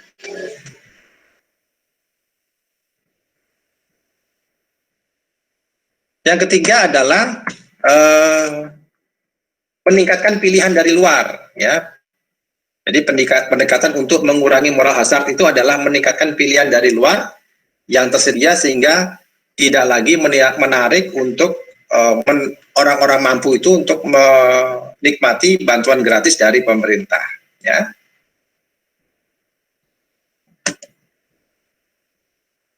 Contohnya adalah menaikkan upah di sini. Ya. Ketika upah dinaikkan dari $12,5 per jam menjadi $17,5 per jam, ya, sehingga kurva garis batas anggarannya bergeser ke kanan, ya, maka ini akan mengurangi titik impasnya, ya, mengurangi tingkat pengembalian. Ya, ketika tingkat upah dinaikkan, ya, bergeser ke kanan, maka orang dengan kemampuan yang Y tadi, ya, maka dia akan menggeser, ya, ke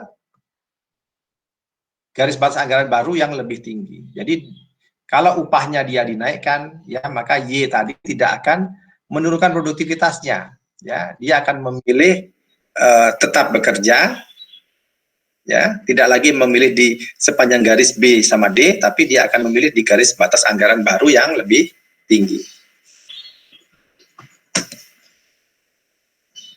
Ya. Ada 5 pendekatan berbeda yang digunakan pemerintah untuk meningkatkan peluang dari luar, ya, memberikan pelatihan, ya, kemudian subsidi pasar tenaga kerja, ya, menyediakan biaya buat perawatan anak, biaya tunjangan anak, kemudian menghapuskan hambatan dalam memperoleh bantuan. Ya, pertama adalah memberikan pelatihan, ya, untuk meningkatkan peluangnya memperoleh pekerjaan. Ya.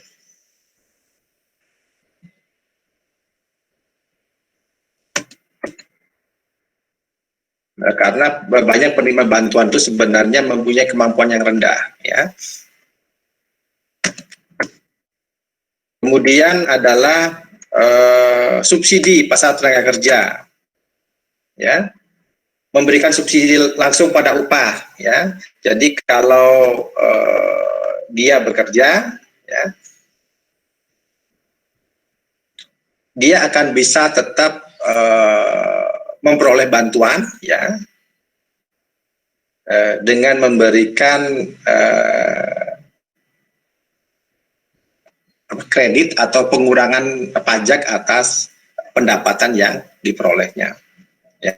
Jadi penerima bantuan harus orang yang bekerja, misalnya, gitu, ya, di mana pekerjaannya dengan memperoleh upah yang kemudian upahnya itu disubsidi oleh pemerintah dengan berupa bantuan, sehingga dari upah itu dia bisa memperoleh pendapatan lebih tinggi lagi ditambah dengan subsidi pemerintah. Kemudian juga mensubsidi biaya pengasuh anak, ya. Jadi kalau ada seorang ibu, ya, yang dia bekerja, ya, kemudian dia punya anak, ya, tentu dia memerlukan biaya lebih besar karena dia harus meninggalkan anaknya bekerja. Kalau orang-orang seperti ini itu disubsidi, ya, sehingga biaya perawatan anaknya itu disubsidi, maka ibu ini bisa tetap bekerja. Kemudian memberikan tunjangan anak, ya, untuk terutama kepada anak-anak yang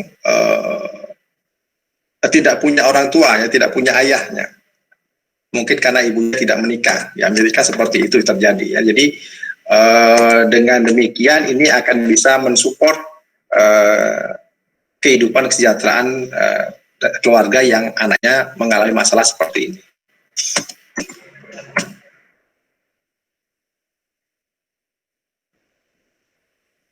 Ya, karena di Amerika itu banyak sekali masalah ketika seseorang itu berpisah, bercerai dari suaminya, ternyata suaminya itu tidak mau bertanggung jawab, meskipun jadi di aturan hukum Amerika, ya, menikah atau tidak menikah, ya, seorang ayah itu wajib menanggung anaknya, gitu, ya. Nah, yang jadi masalah adalah ketika keputusan pengadilan itu ditetapkan, ya, ternyata ayahnya ini tidak bisa membiayai anaknya karena ayahnya ini sendiri juga nggak bekerja, mungkin juga miskin, ya. Nah, inilah kemudian pemerintah perlu memberikan bantuan.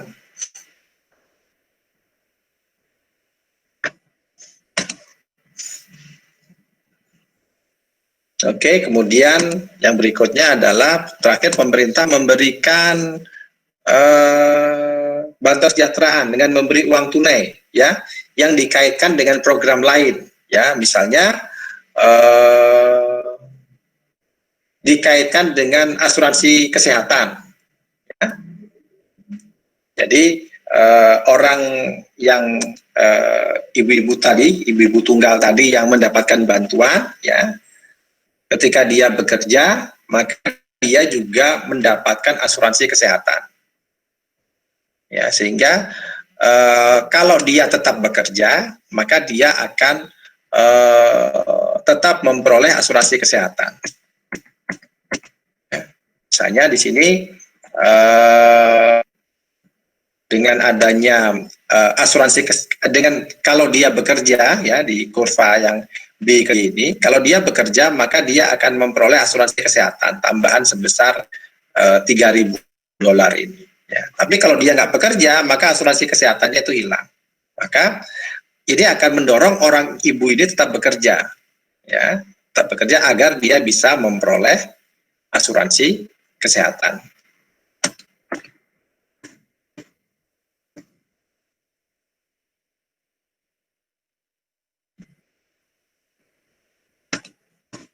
Ya, sehingga dia tetap bekerja.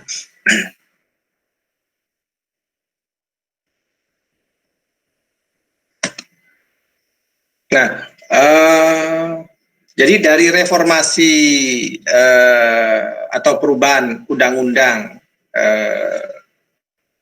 pemberian bantuan di Amerika itu, ya, berupa block grant, ya, hibah kepada negara bagian, ya, dengan persyaratan yang terbuka. Jadi setiap negara bagian bebas menentukan kriterianya sendiri, ya, sehingga setiap negara bagian itu bisa membuat kebijakan yang bermacam-macam, yang berbeda-beda, ya. Kemudian membuat batasan waktu berapa lama pemberian bantuan itu juga diatur sendiri, ya, persyaratan kerjanya, ya. Kemudian bagaimana mendorong agar para penerima bantuan itu, contoh seperti ibu tunggal itu, ya, bisa memperoleh bantuan, ya. Ya, meskipun kemudian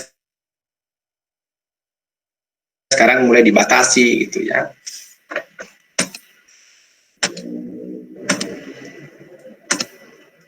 Ya, misalnya harus mempersyaratkan pemberi bantuan harus mempunyai jumlah jam kerja tertentu, ya.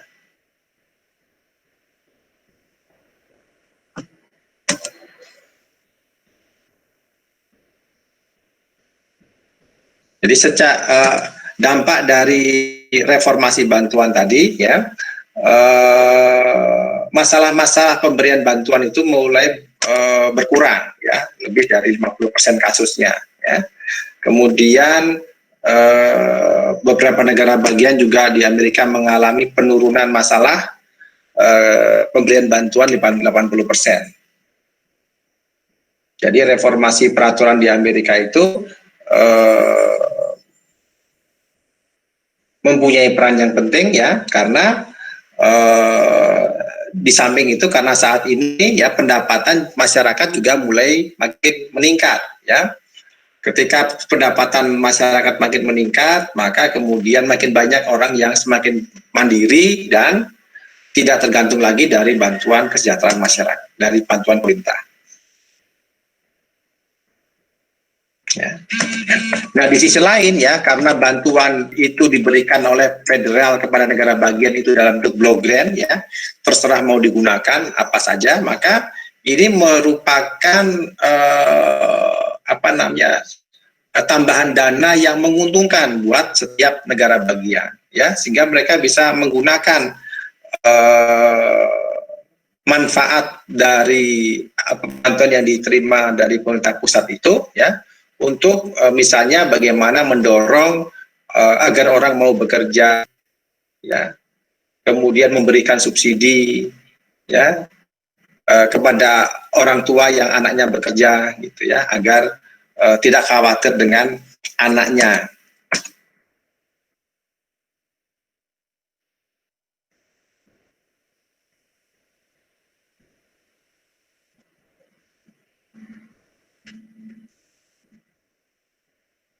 Ya. Namun salah satu pertanyaannya adalah bagaimana program pemberian bantuan ini berpengaruh terhadap kesejahteraan para ibu tunggal ini, ya, ibu yang punya anak tanpa suami ini.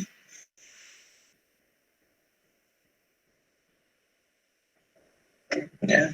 Jadi untuk ibu-ibu tunggal ini, ya, kalau dia mempunyai kemampuan yang tinggi, maka dia bisa meningkatkan penawaran kerjanya, ya, dan adanya bantuan pemerintah, ya.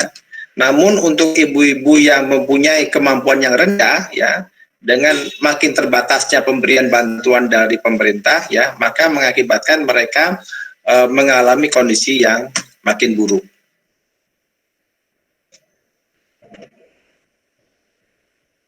Ya.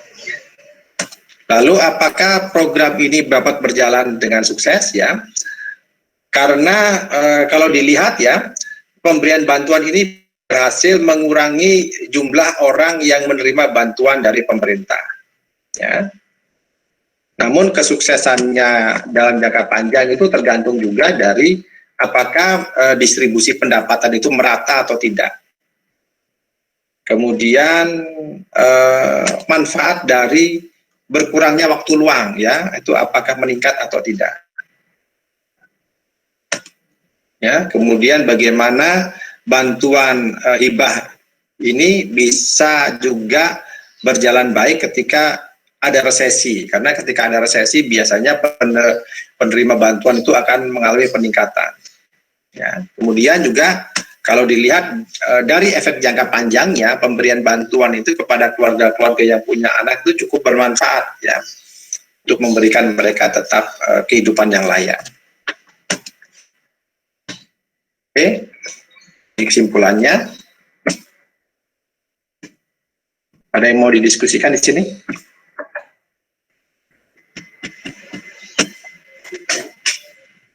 Ya.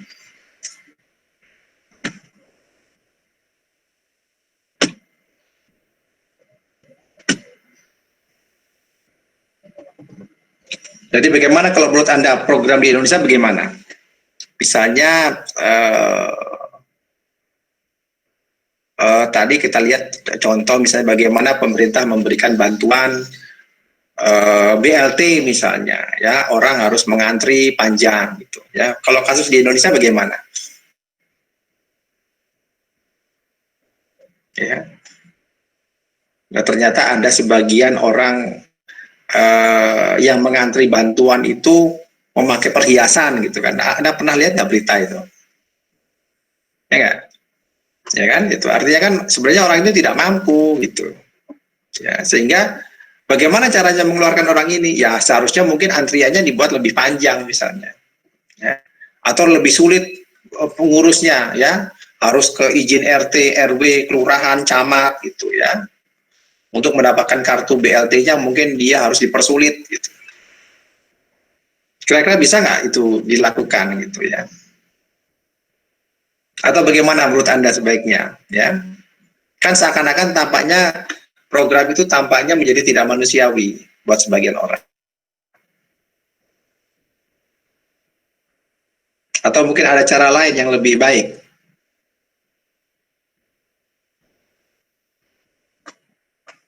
Oke?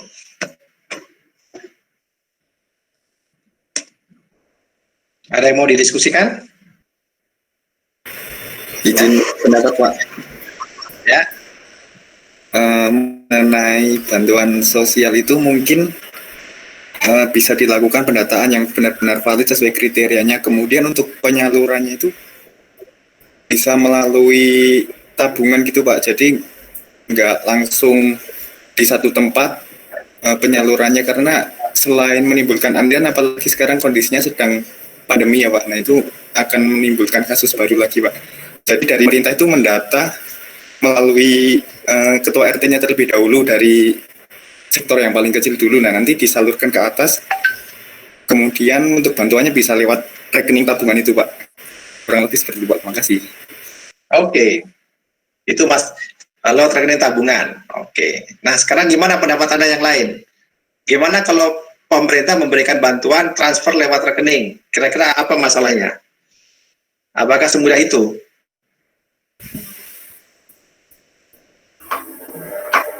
Tidak juga sih Pak, karena banyak juga masyarakat yang belum mengerti penggunaan ATM. Beberapa kali saya lihat ketika kalau di ATM itu Pak, minta tolong sama petugas bank dan lain-lain. Penggunaan ATM. Ya, dan Oke. untuk saat ini pun juga ketika saya, khususnya di kota saya Pak ya, di Pekalongan, di beberapa bank yang ditunjuk oleh pemerintah, selalu terjadi keramaian yang sangat banyak Pak. Jadi tidak bisa mereka nunggu di rumah pakai rekening itu nggak bisa ya? Nggak harus ngambil ke ATM gitu Pak. Jadi kayak ya sama aja sih sebenarnya, tetap numpuk-numpuk juga ini pandemi gitu. Nunggu juga ya. Yang ada physical distancing, social distancing gitu. Jadi kalau kayak gitu seharusnya apa yang dilakukan agar tidak seperti itu? Agar bisa transfer pakai ATM, bisa tidak ngantri. Lalu apa yang seharusnya dilakukan? Pencairannya dibagi mungkin Pak, dibagi beberapa tahap. Dibagi beberapa saat. Oke. Kira-kira Anda mungkin nggak kalau pemerintah itu memberikan bantuan dalam bentuk lewat ATM, lewat tabungan? Apa hambatannya kira-kira? Apa yang harus dipersiapkan kalau seperti itu?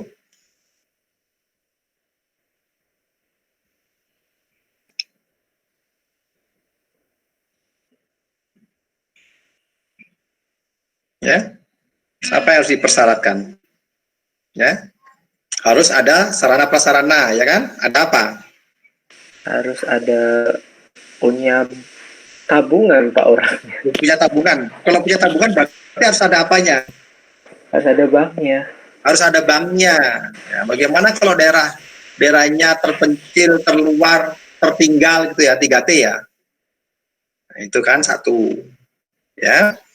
Sarana prasarananya harus ada. Yang kedua, ya, pengetahuannya dia. Ya, menurut pengalaman Anda, orang miskin itu punya tabungan apa tidak? Enggak ada Pak. Kalau Mungkin nggak di bank Pak. kalau menurut Anda, orang miskin kalau punya tabungan itu kriterianya miskin apa enggak ya? Tabungannya di bawah bantal Pak biasanya Pak. Nah, iya, ya. Misalnya nih, orang miskin terus dia dikasih uang tabungan 300.000 di tabungannya. Kira-kira uangnya itu dibiarkan saja di situ mengendap apa akan segera dia ambil? Langsung ditarik, Pak. Langsung diambil semuanya apa disisakan sedikit? Semuanya. Sampai saldo semuanya. mengendap Pak. Saldo habis. Kalau saldonya habis nanti tabungannya gimana? Aktif apa enggak itu? Enggak sih lama-lama Pak. Nah ya, itu masalahnya. Itu masalah di Indonesia ya. Kalau dikasih tabungan, terus uangnya diambil semua, habis uangnya. Tabungannya nggak aktif. Kalau tabungannya nggak aktif, nanti transfer berikutnya itu uang nggak bisa masuk gitu. Anda kan tahu nih sistem keuangan kita. Kalau uangnya nggak ada saldonya, uangnya nggak bisa masuk karena uangnya nggak aktif itu. Kalau uangnya nggak disisakan, nanti kan Anda harus bayar pemeliharaan tabungan kan gitu. Itu contohnya itu. Belum lagi nanti kalau syaratnya buka kartu tabungan itu apa syaratnya? Deposit awal. Ya, punya deposit awal. Selain itu apa lagi? Oke lah, misalnya deposit awal nggak perlu 0 misalnya. Apa syaratnya? Anda kalau buka tabungan apa syaratnya? Harus pakai NPWP bukan Pak? Oh, NPWP, apalagi? NPWP. Pak. Nah, sekarang pertanyaannya apakah mereka semua punya KTP, apalagi NPWP, ya kan? Ya enggak? Nah, itu banyak sekali yang harus dipikirkan ya. Oke, silakan nanti dicatat apa saja. Kira-kira apa cara terbaiknya ya. Ya. Itu tadi buka ATM, pakai KTP segala macam gitu ya. Tadi ya, jadi banyak sekali masalah ya.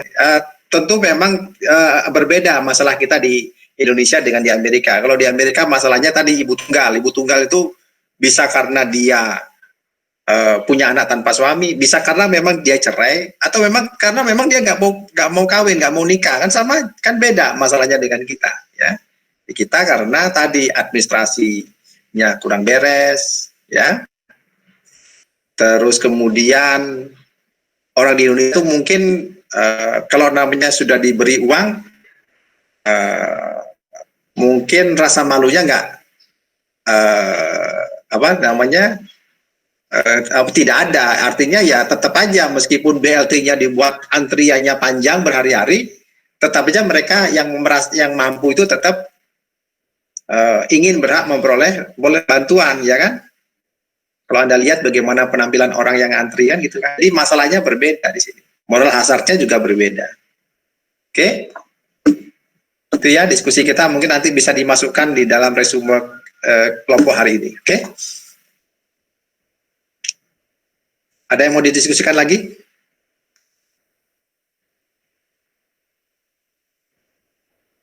Oke ya, jelas ya. Kalau tidak ada lagi, saya tutup pertemuan yang ini sampai bertemu di minggu berikutnya. Selamat siang. Selamat Selamat siang, Pak. Selamat siang, Terima kasih. Terima kasih Pak.